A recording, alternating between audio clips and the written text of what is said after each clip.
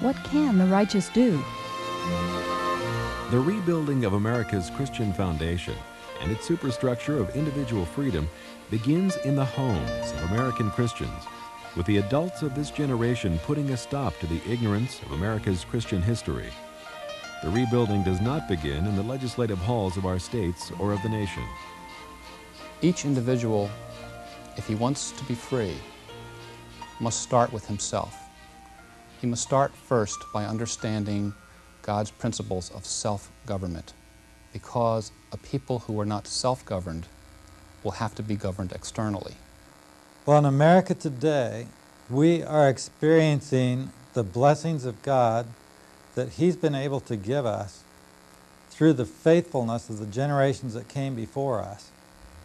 And yet, we live in a day when as Christians we have not thought through biblically the principles that our history tells us and that the Scriptures tell us for our nation.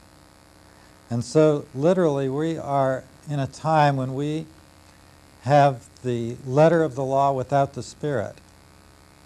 In a sense that we have the letter because we have our Constitution, we have our Declaration of Independence. And this is the letter of the law.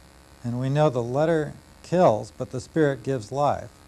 So as we look at our nation, we can see how our Constitution is being interpreted in a way that would bring death and not life.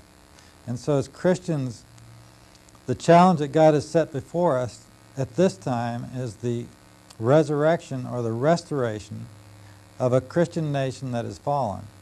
We have to see that breath that will say to the dry bones, arise. And this is the task God's called us to. And what encourages me is this is a task that has never been accomplished before in history.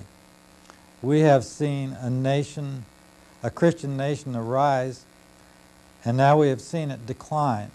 But there's never been a great nation that has risen again. And it's my conviction that God has a purpose for our nation to rise again, and if He didn't, He wouldn't have called us to this task He's given us.